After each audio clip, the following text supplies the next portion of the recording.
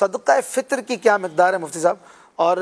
صدقہ فطر کا کوئی کچھ ریٹ بتاتا ہے، کوئی کچھ، تو آپ ذرا اس پر وضاحت فرما دیں۔ ریٹ کے حوالے سے دیکھیں، چکی کا جو آٹا ہے ہمارے دارالتحفیظ سنت سے 340 روپے کا اعلان ہوا ہے، صدقہ فطر 340 روپے، یہ چکی کے آٹے کے اعتبار سے۔ اب چکی کا آٹا ہمارے کراچی کی اگر بات کریں تو 155 پہ بھی مل رہا ہے، 160 پہ بھی مل رہا ہے، اور کئی اس پر 165 اور اوپر بھی ہے۔ تو اس اعتبار سے یہ ایک اعلان 340 کا کیا ہے تاکہ تمام کہیں اس میں ادائیگی ہو جائے، اور ایک اچھے آٹے کی جو قیمت ہے اس کو سامنے رکھ کر یہ اعلان کیا گیا ہے۔ اب اگر کوئی شخص بالفرض یہ کہتا ہے کہ نہیں میں تو ہمارے جہاں 150 روپے کا ملتا ہے تو میں 300 ہی ادا کروں گا، ٹھیک ہے، کئی علماء کرام مفتیان کرام نے یہ بھی اعلان کیا کہ آپ 300 ہے یا 320 ہے تو صدقہ فطر تو اس میں ادا ہو جائے گا، لیکن یہ وہ مقدار ہے کہ جس میں کہ بہت کم پیسے جاتے ہیں، ورنہ آپ کشمش میں جائیں، کھجوروں میں جائیں، جو میں جائیں تو عبدالحبیب بھائی سے پوچھتے ہیں نا کہ کس سے فطرہ دیں اور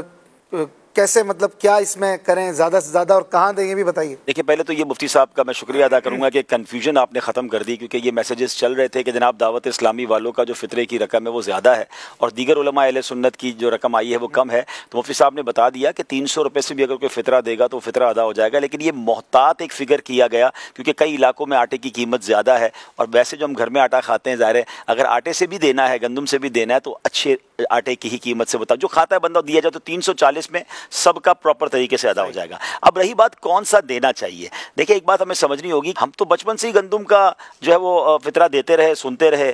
لیکن یہ اللہ سلامت رکھے دعوت اسلامی والوں کو 4-5 سال سے ماشاءاللہ جب تفصیل سے پتہ چلا کہ نبی پاک علیہ السلام نے تو حدیث پاک میں گندم کا بھی فطرہ فرمایا، تو جو کا بھی، کشمش کا بھی اور کھجور کا بھی۔ تو اب یہ تمام وہ لوگ سوچیں جن کو اللہ نے نوازا ہے، کیا ہم اپنی عید کی تیاری میں کبھی یہ سوچتے ہیں کہ یار عید کے کپڑے لینے دکاندار کو جا کر کہیں کہ یار سب سے سستے والے کپڑے دکھاؤ کون سے ہیں، سب سے سستے والے جوتے دکھائیں، ٹوپی دکھائیں، سب سے سستی والی عید کی نماز پڑھنے جانا ہے؟ تو ایسا تو نہیں ہوتا۔ عید کے دن جن کو اللہ نے نوازا ہے بہترین کپڑے، بہترین جوتے، بہترین لباس، اپنے بچوں کے لیے برانڈڈ چیزیں خریدتے ہیں، اور اللہ کی بارگاہ میں جب دینے کی باری آتی ہے تو چاروں کیٹیگریز میں جو سب سے سستا والا فطرہ ہے وہ ہم دے دیتے ہیں۔ اپنے دل سے پوچھے کہ ہم درست کر رہے ہیں؟ ہونا کیا چاہیے کہ جس سے شاندار اللہ کریم نے جن کو افطاری کروائی، سارا سال جو ہے وہ سارا مہینہ رمضان کا اجوا کھجور سے افطار کرتے رہے، تو مزہ تو یہ ہے نا کہ پھر فطرہ بھی اجوا کھجور سے دیں۔ یا اللہ تجھے سارا مہینہ فروٹ کھلائے، سارا مہینہ نعمتیں کھلائیں، تو اب میں کشمش کا، کھجور کا، جتنا اللہ نے آپ کو نوازا ہے۔ ایک بات ہمیشہ یاد رکھیں ناظرین، ہمارے پیسے نہیں جاتے اللہ کی بارگاہ میں، وہاں دل دیکھا جاتا ہے کہ یہ میری باری میں خرچ کرنے میں کس طرح کا خرچ کرتا ہے۔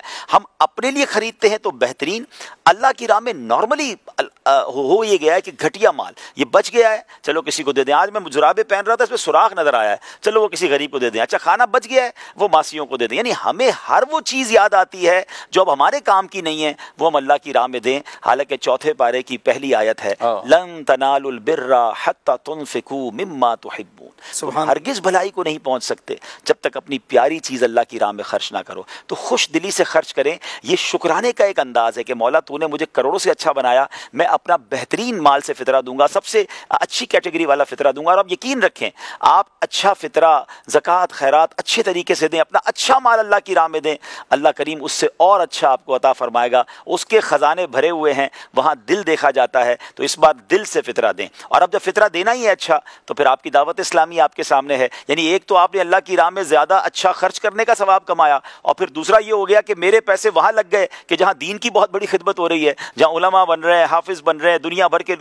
غیر مسلموں کو مسلمان کیا جا رہا ہے، اسلام کی دعوت پہنچائی جا رہی ہے۔ تو سبحان اللہ، یہ تو نور ڈلا نور ہو گیا نا۔ تو آگے بڑھیے، اپنی دعوت اسلامی کو فطرہ دیجیے۔ مفتیان کرام یہ بھی ہمیں سمجھاتے ہیں کہ فطرے کے لیے عید کی نماز کا انتظار بھی کرنا ضروری نہیں ہے، آپ رمضان میں بھی فطرہ دے سکتے ہیں۔ تو نیک کام میں دیر نہیں کرنی چاہیے، آج سے اپنے بچوں کا سب کا فطرہ ادا کرنے اور بہترین فطرہ ادا کریں۔